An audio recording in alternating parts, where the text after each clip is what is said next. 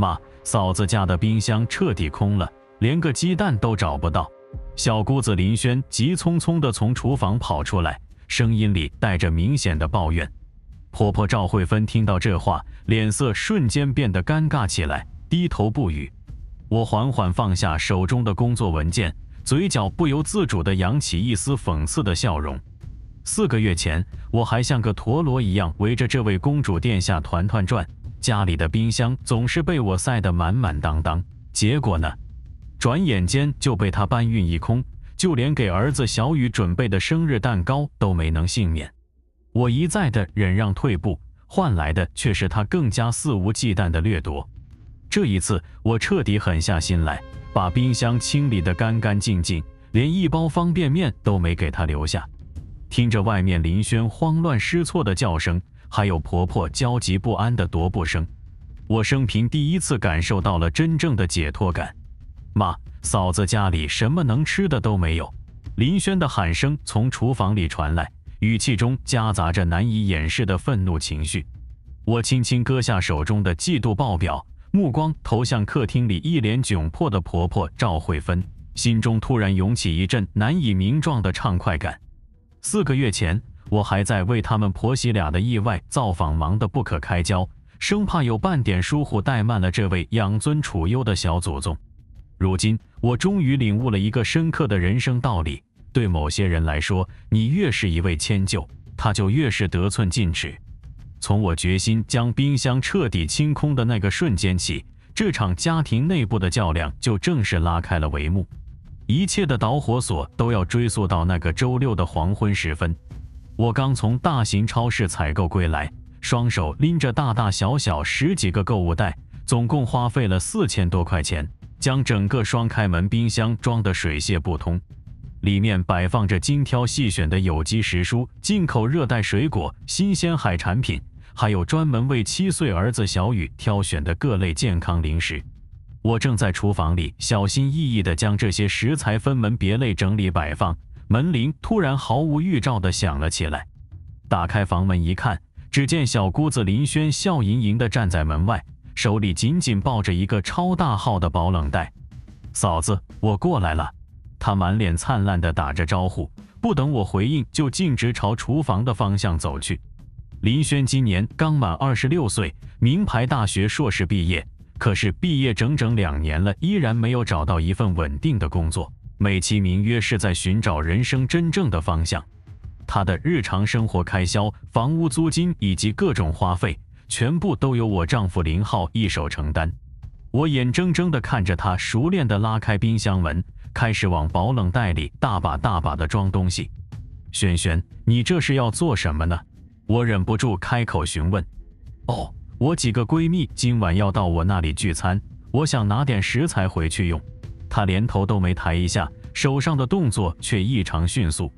刚刚购买的澳洲和牛、挪威三文鱼、有机蔬菜，一样接一样的被她收入囊中，没有丝毫犹豫。那个和牛是打算给小雨做牛排的。我试图阻止她的行为。小朋友吃什么牛排呀？那玩意儿对身体不好。林轩摆摆手，不以为然地说道：我拿回去给姐妹们做主菜，那才叫物尽其用呢。15分钟之后，他提着满满一袋食材扬长而去，留下我独自面对着空荡荡的冰箱发愣。然而事情远远没有结束。在林轩打包带走食材之前，我还曾尝试跟他聊聊近期的求职计划，询问他是否投递了简历。林轩敷衍的回答还在考虑中，然后反过来开始抱怨哥哥给的生活费根本不够他的日常开销，这让我心里感到一阵说不出的憋闷。等他拿着东西离开后，我一个人在厨房里收拾残局，回想起自己省吃俭用攒钱购买这些食材的不易，眼泪差一点就要夺眶而出。我强忍着内心的委屈，给小雨准备了一顿简单的晚餐，但当小雨问起为什么今天没有牛排吃时，我心中第一次产生了明显的不满情绪。周4的夜晚，林轩又一次出现了，这回他还带来了他的好友小雅，声称要在我家举办一个小型聚会。嫂子，你家空间宽敞，我们就在这里聚一聚吧。恰好我丈夫林浩还在公司加班，家里只有我和小雨2个人。他们俩直接把我当成了专职服务员来使唤。嫂子，有香槟吗？嫂子，这个奶酪是不是已经过期了？嫂子，你家怎么没有进口零食呀？我就像一个不停旋转的陀螺，在厨房和客厅之间来回奔波，整个晚上都在忙着伺候他们的吃喝玩乐。等到聚会结束，准备离开的时候，林轩又顺便带走了一大堆东西，新购买的燕窝、进口坚果，还有我特地为小雨买的进口酸奶。嫂子，这些东西放在这里也是浪费，我带回去跟室友一起分享。我站在门口目送着他拎着2大袋子离开，心里的憋屈感简直无法言喻。聚会过程中，小雅还夸张地称赞林轩的精致生活品味，询问我为什么不经常出去玩。我解释说工作繁忙还要照顾孩子，林轩却插嘴说嫂子思想太保守了。聚会结束后，我收拾着厨房里的一片狼藉，发现他们还随意丢弃了一些食物，这让我既觉得浪费又感到不被尊重。我给林浩发微信倾诉不满，但他只回复了一句别太计较了，让我夜里辗转反侧，难以入眠，开始认真思考家庭界限的问题。周一，他第3次光临我家，这次更加过分了，他直接用备用钥匙开门进入。我下班回到家时，发现他已经在厨房里翻箱倒柜。你在寻找什么呢？我疑惑地问道。哦，嫂子回来了。林轩脸不红心不跳地说道。我想煲个养生汤，找点配料。我走进厨房，差点被眼前的景象气得晕厥过去。冰箱被他翻得七零八落，我精心储备的食材又消失了一大半。更让我无法接受的是，他竟然连我为小雨准备的生日蛋糕也一并拿走了。轩轩，那个蛋糕是小雨生日要用的。我急忙提醒道。生日蛋糕嘛，什么时候吃都一样。他满不在乎地回应，况且小朋友吃太多甜食对健康不利。可是后天就是他的生日了，我几乎要哭出来了。那就重新买一个呗，又不是什么大事。我看着他那副理所当然的神情，突然意识到，在他的认知里，我的家就是他的私人储藏室，我的物品就是他的专属财产，而我只不过是一个不拿工资的家政服务员。那天夜里，小雨问我：“妈妈，我的生日蛋糕在哪里呢？”我望着儿子满怀期待的双眼，心脏像被什么东西狠狠撞击了一下。我连夜跑遍了5家蛋糕店，才勉强买到一个差不多样式的蛋糕，但孩子眼中的那种纯真喜悦已经明显减少了很多。回家之前，我在公司加班时接到幼儿园老师的电话，说小雨兴奋地跟同学们分享生日蛋糕的事情，这让我更加期待回家团聚的时刻。发现蛋糕被拿走后，我质问林轩，他不但没有丝毫歉意，还说嫂子你反应太过激了，我下次一定补给你。重新购买蛋糕的路上遭遇严重堵车，差点错过了蛋糕店的营业时间。我边开车边自言自语，为什么总是我在妥协？这让我下定决心不再无条件的让步了。第2天恰好是周日，林浩难得在家休息，我把这几天发生的所有事情都详细告诉了他，希望他能够跟妹妹好好谈一次心。林浩正专心致志地观看足球比赛，漫不经心地说：“不就是一些食物吗？轩轩一个人在外面生活确实不容易，可是他的行为太过分了，连小雨的生日蛋糕都要拿走。”我试图让他理解我的感受，你再重新买一个不就解决了？他终于转过头来看着我，钱的问题你完全不用担心，这根本不是钱的问题。我有些激动地说道，他压根就没有把我们当成真正的一家人。林浩皱起了眉头，苏晨，你怎么变得越来越爱斤斤计较了？轩轩从小就没有吃过什么苦头，你让他拿点东西有什么关系？我凝视着他，突然觉得这个男人变得非常陌生。这个男人就是我认识9年、结婚7年的丈夫吗？在他的世界里，我的委屈算不了什么，我的感受可以被完全忽略。只要他妹妹开心满意，就万事大吉。谈话开始之前，我特意准备了一桌丰盛的午餐，希望通过这种方式缓解紧张的气氛。但林浩边吃边刷手机，根本没有认真倾听。我举例说明小雨失望时的表情，林浩却回忆起妹妹童年时的可怜境遇，分享了一个关于轩轩小时候的感人故事，让我一时心软。但我坚持表达自己的不满，他却转移话题说周末带你去购物中心逛街作为补偿，这让我感到被敷衍了，怨气进一步积累。当天下午，婆婆赵慧芬过来了，她一进门就开始大肆夸奖林轩，我们轩轩真是贴心，昨天还专门给我送来了燕窝。我心里咯噔一下，那燕窝是我花500多块钱买来调理身体的。妈，那燕窝其实是我买的，我忍不住提醒道。赵慧芬愣了一下，随即笑着说，大家都是一家人，分什么你的我的呀？再说了，你买来不也是为了孝敬我的吗？我完全无言以对。晚饭时分，林轩又准时出现了，这次他直接坐下来等着开饭，还对菜品质量提出了批评意见。嫂子，怎么总是做这几样菜呀？我朋友们都说你的厨艺缺乏创新。我正在厨房里忙碌着，听到这些话，手中的锅铲差点滑落下来。要不然这样吧，嫂子，你把银行卡交给我，由我来负责买菜做饭怎么样？林轩提议道，我保证让你们吃得更加丰富多样。赵慧芬立刻表示赞同，这个想法太好了，轩轩年轻有活力，知道现在流行吃什么。林浩也点头同意，那就这样决定吧，免得你每天买菜那么辛苦。我站在厨房门口，看着他们3个人一唱一和，心里彻底凉透了。他们这分明是在商量如何把我边缘化，让我在自己的家里变成一个局外人。不需要了，我平静地回答，我自己买就可以。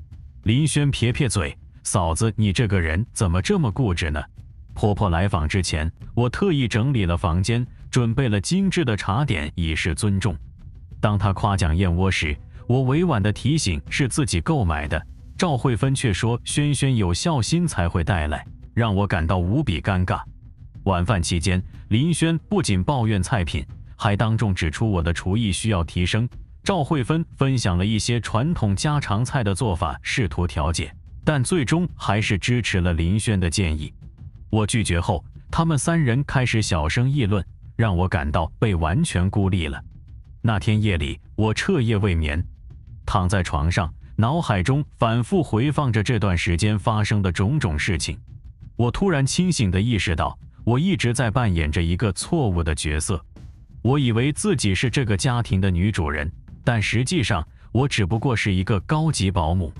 我以为通过忍让和付出能够换来家庭的和谐，但实际上只换来了更多得寸进尺的贪婪。我以为他们会对我的善良心存感激，但实际上他们把我的善良视为理所当然。第二天，我做出了一个重大决定，我把银行卡里的钱转移到另一个秘密账户，然后将冰箱彻底清空。所有的食物我都慷慨地分给了左邻右舍，新鲜的蔬菜水果，上等的肉类海鲜，进口的零食饮料，一样都没有保留。接着，我仔细清洗了冰箱内部，让它变得干净整洁，空空如也，就像我此刻的心境一样。失眠的夜里，我翻阅手机相册，看到婚纱照和小雨刚出生时的照片，感慨婚姻生活的巨大变化。清空冰箱之前，我犹豫了片刻，给隔壁的王阿姨打电话，解释分发食物的原因。王阿姨分享了类似的婆媳关系故事，鼓励我一定要保护好自己的利益。分完食物后，我独自坐在空荡荡的厨房里，慢慢品着一杯热茶，第一次真正感受到掌控自己生活的满足感。周三下午，林轩按照惯例前来取货。他用备用钥匙打开房门，直接冲向厨房，用力拉开冰箱门。然后他彻底愣住了，冰箱里空空荡荡，连一根大葱都没有。嫂子，他大声喊叫着，冰箱怎么是空的？我从书房里缓缓走出来，看着他震惊的表情，心中涌起一种难以言喻的快感。哦，最近工作特别忙，没有时间去买菜，我淡然地说道。那我们晚上吃什么呢？林轩瞪大了双眼。可以叫外卖呀，或者去餐厅吃饭。我耸耸肩膀，现在外卖服务这么发达方便。林轩还想继续说什么，但我已经转身回到书房了。关门的那一瞬间，我听到她在客厅里给婆婆打电话。妈，嫂子疯了，家里什么可以吃的都没有。林轩开门进入时，我正在书房里专心工作，她先在客厅里闲逛，抱怨沙发坐着不舒服。发现空冰箱后，他翻遍了所有橱柜寻找零食，什么也没找到后，开始大喊大叫。我出来时，他试图撒娇地说：“嫂子一定是在开玩笑吧？”我坚定地回应后，他打电话时添油加醋地说：“嫂子变了。”让我暗自庆幸自己的决定。晚上林浩回到家，看到空荡荡的冰箱，脸色变得非常难看。苏晨，你这是在闹哪一出？我没有闹啊。我正在陪小雨搭积木，头也没有抬起来。我已经订了汉堡，马上就送到了。家里怎么可以没有食物？为什么不可以呢？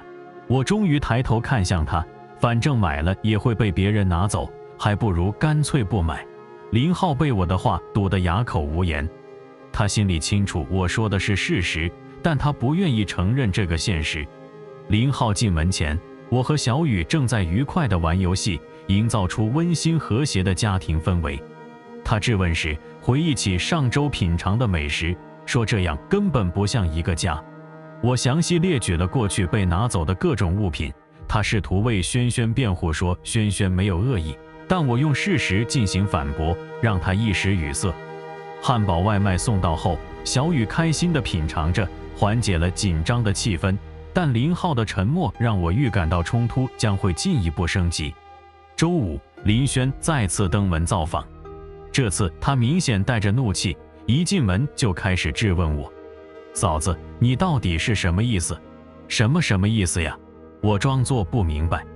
你明明知道我经常过来吃饭，为什么不买菜？我放下手中的书籍，认真地看着他。轩轩，我想问你一个问题。什么问题？你有没有想过，这里是我的家，不是你的私人餐厅？林轩脸一下子红了，我又没说这是我的餐厅，那你为什么认为我有义务为你提供食物？我们是一家人呀。一家人。我笑了起来。一家人会把别人家的冰箱搬空吗？一家人会拿走小孩子的生日蛋糕吗？林轩被我说得哑口无言。他从来没有思考过自己的行为是否合适。在他的认知体系里，哥哥的钱就是他的钱，嫂子的东西就是他的东西。你这个人怎么这么小气？他恼羞成怒地说，不就是一些吃的东西吗？对呀，不就是一些吃的东西吗？我站起身来，那你为什么不自己去买？你没有钱，你哥每个月给你2.5万的生活费，你没钱买菜，那是我的零用钱。零用钱？我被他的理直气壮逗笑了。26岁的成年人拿着2.5万的零用钱，还要嫂子负责3餐。林轩脸色涨得通红，但仍然嘴硬。我哥愿意给我，你有什么资格管？我当然没资格管。我点点头。但我有资格管我自己的冰箱。那天，林轩气冲冲地离开了，临走时还撂下狠话：“你等着，我要告诉我妈和我哥。”我看着他的背影，心里没有丝毫波澜。我已经做好了面对一切后果的准备。林轩来访前，我收到他的短信：“今晚去你那吃饭。”但我选择了不回复。质问时，他带来一袋进口零食作为补偿，但我坚决拒绝了。详细解释他的行为如何伤害到小雨。他辩称嫂子过于敏感了。提到生活费时，我分享了自己年轻时勤工俭学的经历。他表面不服，但内心开始动摇，愤怒离开前还摔了门，留下回响。果然，当天晚上赵慧芬就急匆匆地赶来了。她一进门就开始指责我：“苏晨，你这样做实在太过分了。”我哪里过分了？轩轩是你的小姑子，你不照顾她就算了，还故意让她挨饿。我让她挨饿了吗？我反问道：“这个城市有那么多餐厅，他不会饿着的。你明知道我不是这个意思。”赵慧芬提高了声音：“家里怎么能够没有食物？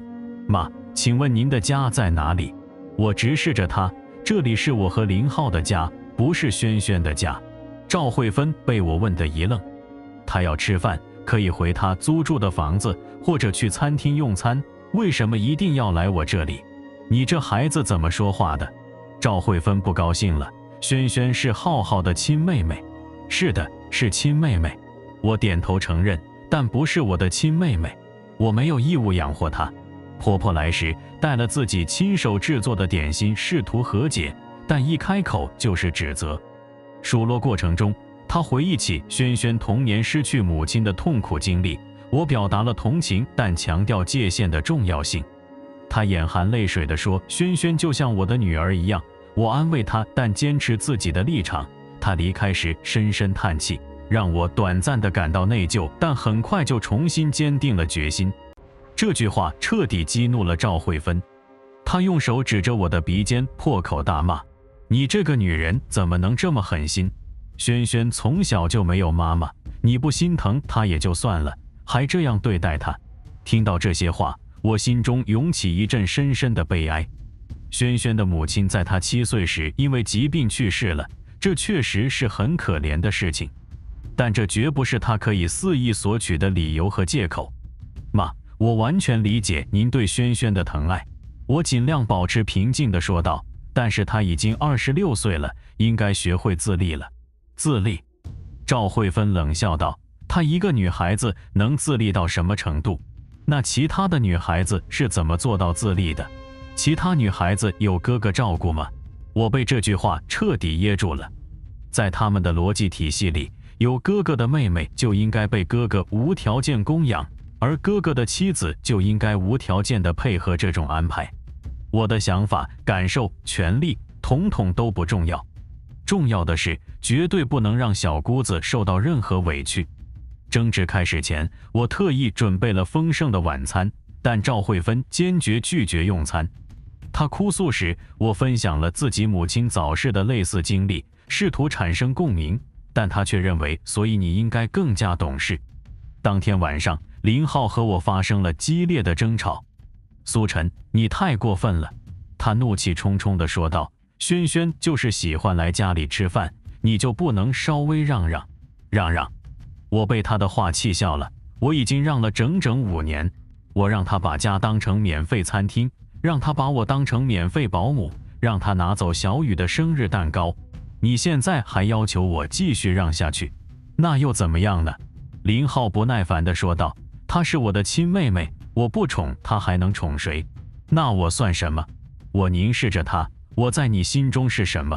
林浩愣了一下，然后回答：你是我的妻子。既然我是你的妻子，为什么我的感受一点都不重要？我没说不重要。你有考虑过吗？我打断了他。从轩轩开始来家里拿东西开始，你什么时候考虑过我的感受？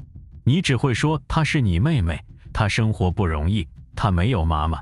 那我呢？我就应该被索取、被忽视、被当成透明人吗？林浩被我说得哑口无言。他从来没有站在我的角度思考过问题。在他的内心深处，妹妹永远是第一位的，妻子只是应该默默承受一切的那个人。苏晨，你能不能理解一下？他试图缓和气氛。轩轩真的很不容易。那我就容易了吗？我反问道。我每天上班工作，回家做饭、带孩子、处理家务，周末还要伺候你妹妹和她的朋友们，我哪一点容易了？林浩陷入了沉默。他知道我说的完全正确，但他不愿意做出改变，因为现在这种状况对他来说是最轻松的。妹妹满意，母亲高兴，家庭和谐，他什么都不需要操心。至于我的感受，反正我以前一直在忍耐，以后也应该继续忍下去。但他完全想错了，我再也不想忍耐了。第二天，我做出了一个更加彻底的决定。我不光停止买菜，连日用品也统统不买了。洗发水用完了，不买；纸巾用完了，不买；洗衣液用完了，不买。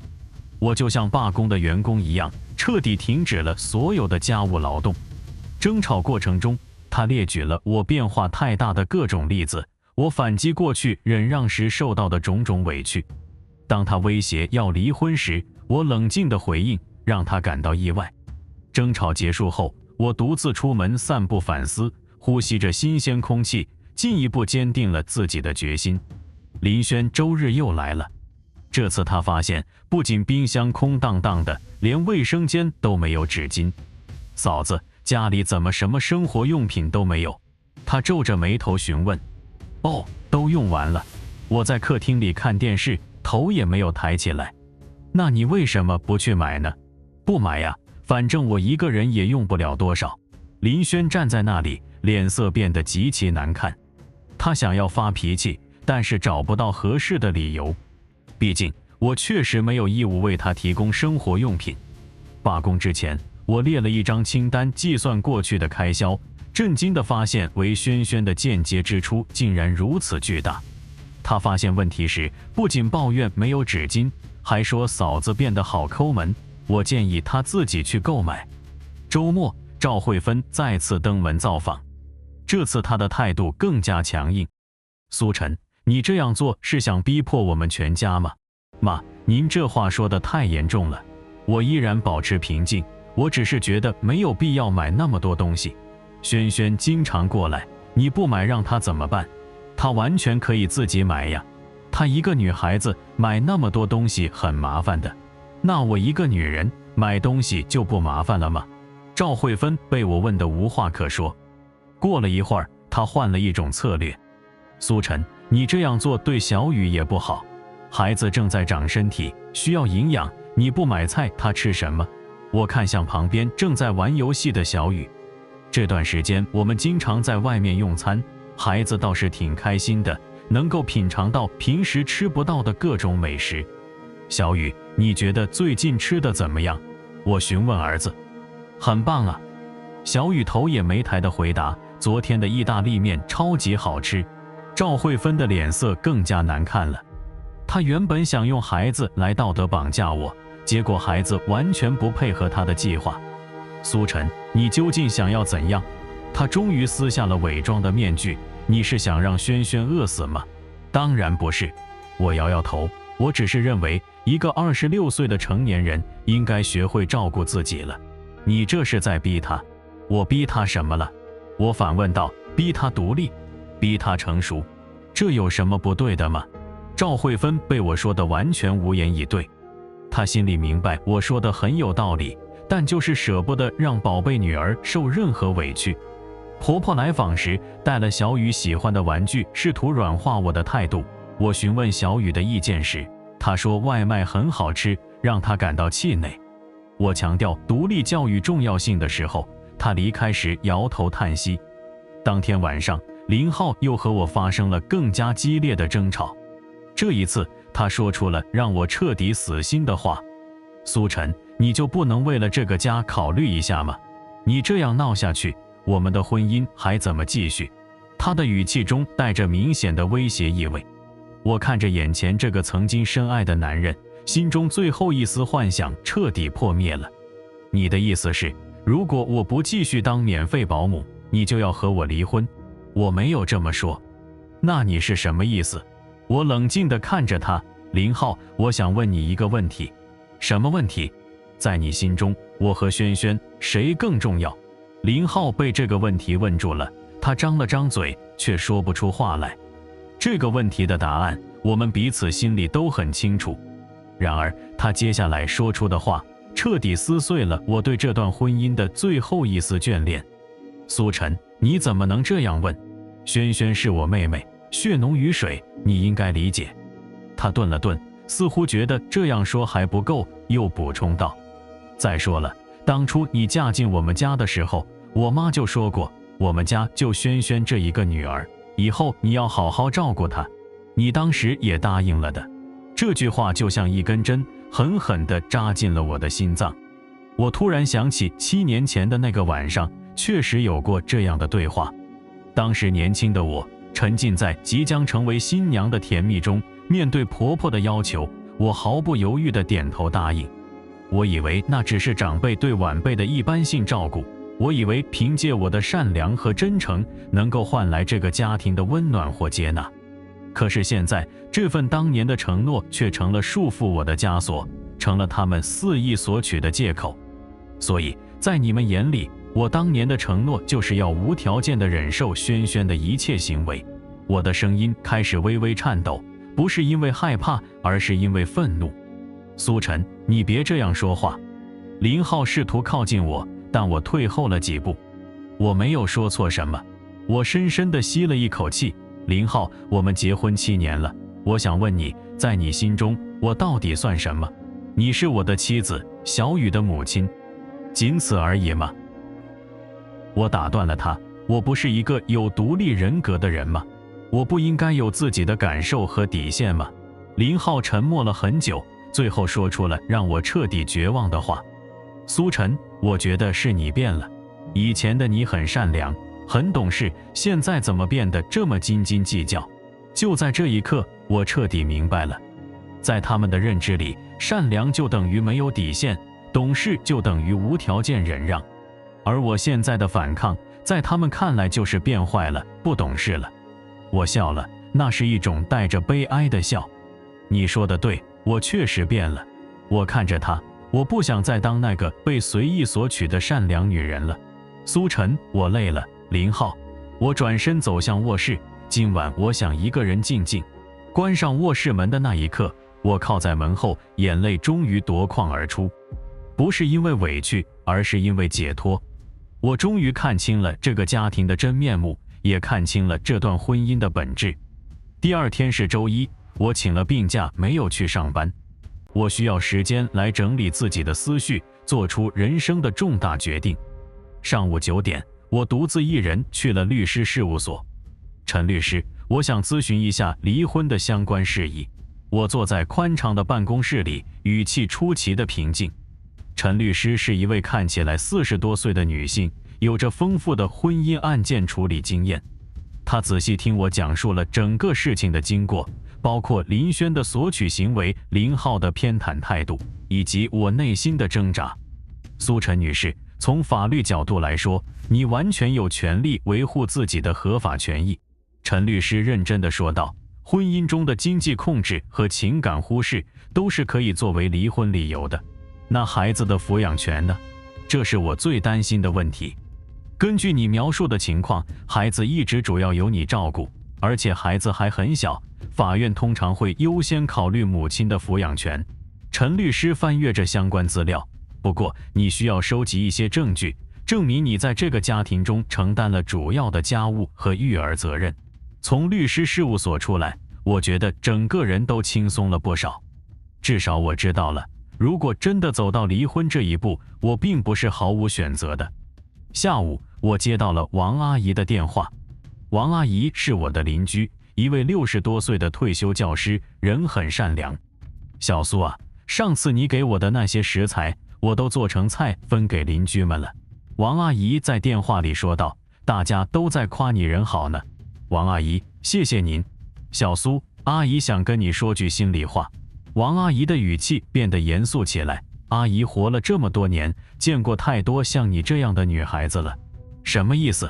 就是太善良，太容易被人欺负。王阿姨叹了口气，小苏，女人啊，一定要学会保护自己。家庭和睦固然重要，但不能以牺牲自己的尊严为代价。王阿姨的话像甘露一样滋润着我干涸的心田。这么多年来，终于有人站在我的角度，理解我的感受了。王阿姨，您说的对，我现在终于明白了。我在电话里说道，我准备做出一些改变。好孩子，你要记住，真正爱你的人不会让你一味地委屈自己。王阿姨温和地说道，如果有什么需要帮助的，尽管找阿姨。挂了电话，我坐在空荡荡的客厅里，开始认真思考自己的未来。小雨放学回来的时候，我正在整理一些重要的文件和资料。妈妈，你在做什么呀？小雨好奇地问道。妈妈在整理一些重要的东西。我抱起儿子。小雨，妈妈问你，你觉得最近我们的生活怎么样？挺好的呀。小雨想了想说，就是爸爸总是不高兴，还有小姑老是拿我们家的东西。听到儿子这样说，我心里一阵心疼。原来连7岁的孩子都能感受到家庭的不和谐。小雨，如果妈妈告诉你，我们可能要搬到一个新的地方住，你会害怕吗？我试探性地问道。小雨歪着头想了想，会不会有更大的房间？会不会有小朋友一起玩？会的。我抱紧了他，妈妈会努力给你一个更好的环境。当天晚上，林浩很晚才回家，他看起来很疲惫，可能是因为昨晚的争吵，也可能是因为工作压力。小雨睡了吗？他问道。睡了。我在沙发上看书，头也没抬。苏晨，我们谈谈吧。他坐在我对面，关于昨天的事情。不用谈了。我合上书，看着他。林浩，我已经想得很清楚了。什么意思？我们离婚吧。这5个字说出口的时候，我感到了前所未有的轻松。林浩愣住了，显然没有想到我会如此直接。苏晨，你不要冲动。我没有冲动。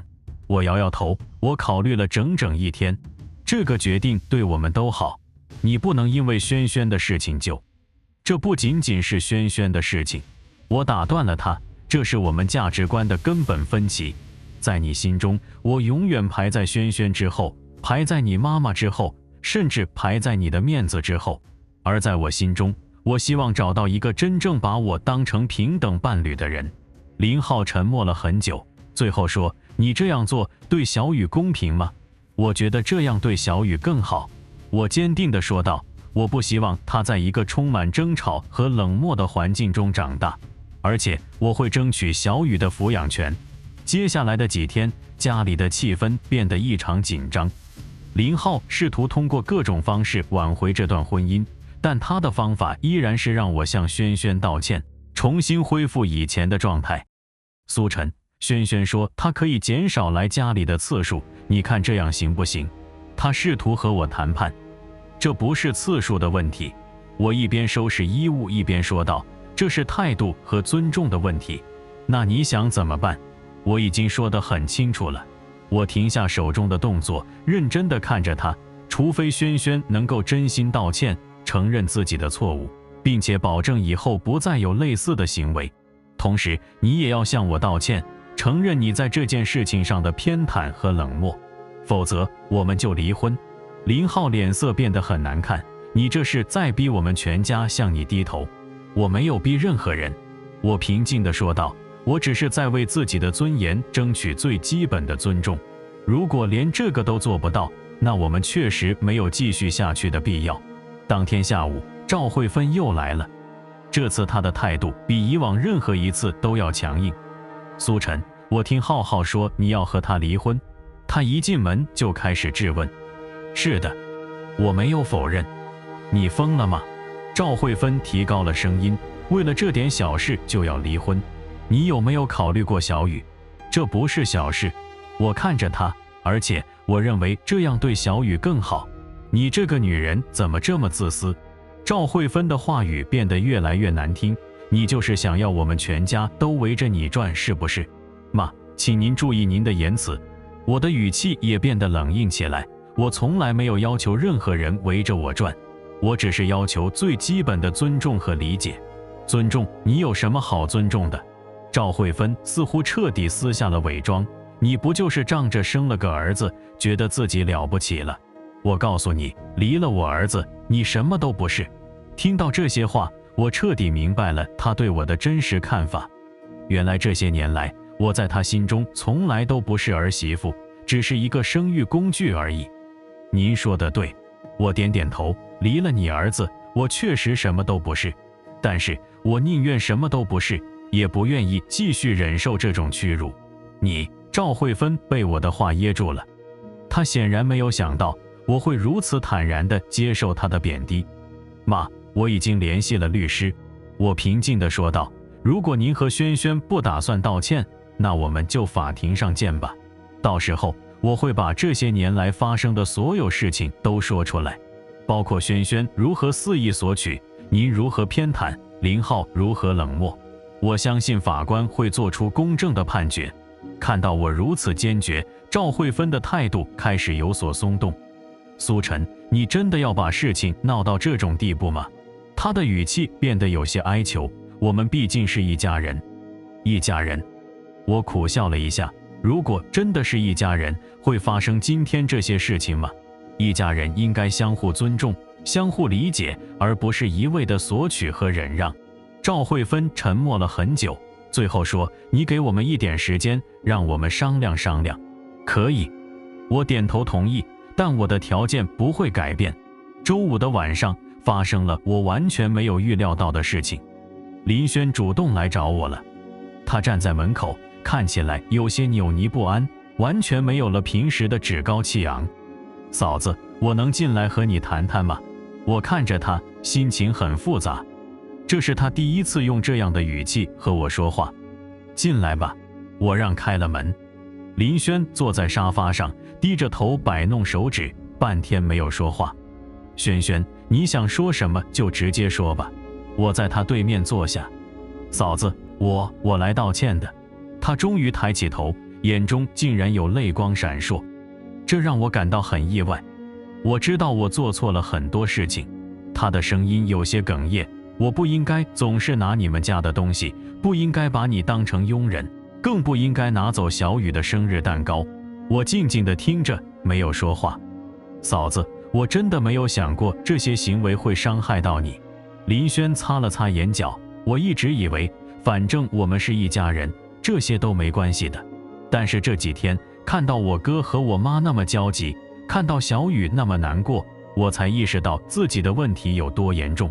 轩轩，我想说什么，但他举手阻止了我。嫂子，请让我说完。他深深地吸了一口气。我知道我的道歉可能来得太迟了，但我是真心的。我保证，如果你愿意原谅我，以后我再也不会有这样的行为了。而且我已经找到工作了。这让我感到很惊讶。什么工作？一家外贸公司的翻译工作。林轩有些不好意思地说，工资不高，但至少能够自立了。我不想再让我哥养着我，也不想再给你们的家庭造成负担。看着眼前这个似乎突然长大了的女孩，我心中五味杂陈。轩轩，你真的想清楚了吗？我认真地问道。工作不是儿戏，需要承担责任的。我想清楚了。他坚定地点头。嫂子，我已经26岁了，确实应该学会独立了。这几天我想了很多，我发现我一直活在一个幼稚的世界里，总以为所有人都应该无条件地照顾我。但现在我明白了，真正的关爱不是溺爱，真正的家人也需要相互尊重。我看着他，心中的愤怒正在慢慢消解。轩轩，我很高兴你能有这样的认识。我缓缓地说道。但是你知道吗？伤害已经造成了。我知道。他低下头。嫂子，我没有奢望你能立刻原谅我，我只是希望能有机会用行动来证明我的改变。我们聊了很久，从他的童年说到他的未来，从他对工作的计划说到他对家庭关系的理解。这是我们结识以来第一次进行如此深入的交流。我发现，当林轩放下他的公主架子，真诚地面对自己的错误时，她其实是一个还算不错的女孩。嫂子，如果你和我哥真的离婚了，我会很内疚的。他在临走时说道，因为我知道这很大程度上是因为我的错误造成的。轩轩，你的道歉我接受了。我看着他，但是我和你哥之间的问题不仅仅是因为你。我知道。他点点头。我哥确实有很多需要反思的地方，我会和他好好谈谈的。周六的上午，林浩和我进行了一次长达3个小时的深谈，这可能是我们结婚以来最坦诚、最深入的一次交流。苏晨，我承认我在很多地方做错了。他坐在我对面，神情很诚恳。我没有站在你的角度考虑问题，没有给你应有的理解和支持。我一直以为家庭和睦就是大家都互相忍让，但我忽略了忍让应该是相互的，而不是单方面的。我静静地听着，心中的坚冰正在慢慢融化。这些年来，我确实把轩轩和妈妈放在了优先位置，而忽略了你的感受。他继续说道，我以为你很坚强，能够承受一切，但我忘了，再坚强的人也需要理解和支持。林浩，你能这样说，我很欣慰。我看着他，但是认识到错误只是第一步，更重要的是改变。我愿意改变。他毫不犹豫地说道，苏晨，我们重新开始好吗？我需要看到你的行动。我认真地说道，如果以后再发生类似的事情，你会怎么处理？我会先听你的想法，然后我们一起商量解决方案。他想了想说道，而且我会明确告诉轩轩和妈妈，我们的小家庭有自己的规则和界限。这个回答让我比较满意。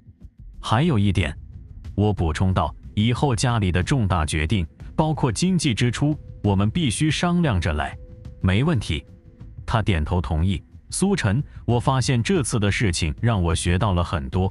我以前总觉得作为男人，我有责任照顾家人，但我理解错了照顾的含义。真正的照顾不是无原则的溺爱，而是帮助他们成长，成为更好的人。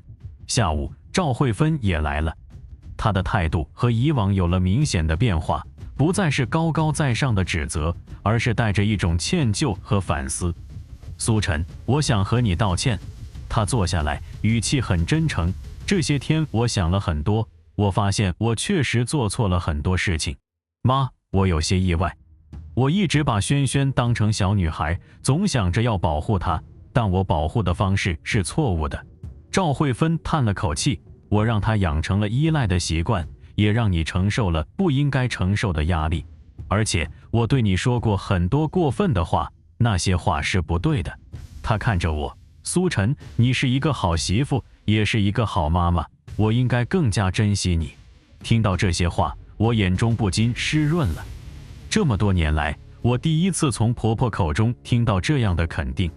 妈，谢谢您能这样说。我真诚地回应，其实我也有做得不好的地方，我应该更早地表达自己的想法，而不是一味地忍让。是啊，我们都应该更好地沟通。赵慧芬点头同意。苏晨，你能原谅我们吗？我看着眼前这位头发花白的老人，心中的怨恨正在慢慢消散。妈，我们都是一家人，谈什么原谅不原谅？我说道，重要的是，我们都从这次的事情中学到了东西。那天晚上，我们一家4口一起吃了顿团圆饭，这是好久以来家里第一次有这样温馨和谐的氛围。小雨特别开心，一直在饭桌上叽叽喳喳地说着学校里的趣事。妈妈，你是不是不搬家了？她突然问道。暂时不搬了。我摸摸她的头，但妈妈希望我们的家能够变得更好。什么叫更好？就是大家都相互尊重，相互理解，遇到问题一起商量解决。那我也要参与吗？小雨睁大眼睛问道。当然，你也是这个家的重要成员呀。林浩笑着说道。1个月后，我们家的生活确实发生了很大的变化。林轩开始正式上班了，工作虽然辛苦，但他适应得很好。他很少再来我们家蹭饭，偶尔来也会提前打电话，而且总是带着一些小礼物。更重要的是，他的态度发生了根本性的转变。嫂子，我能帮你做点什么吗？这是他现在的常用语。有一次，他甚至主动提出要给小雨辅导英语。我学的就是英语专业，正好可以帮到小雨。他认真地说道，而且我也想为这个家做点贡献。看着他的变化，我深深地感叹，有时候适当的冲突和界限反而能够促进一个人的成长。林浩的改变也很明显，他开始更多地关注我的感受，遇到问题也会主动和我商量。有一次，轩轩想要借钱买一辆代步车，林浩第一时间就来征求我的意见。苏晨，你觉得这个合理吗？金额不小，我们需要仔细考虑一下。这种被尊重、被重视的感觉让我感到很温暖。最后我们商量决定，可以借钱给轩轩，但需要他制定还款计划，分期偿还。这样既帮助了他，也能让他学会理财和责任感。我和林浩的观点完全一致。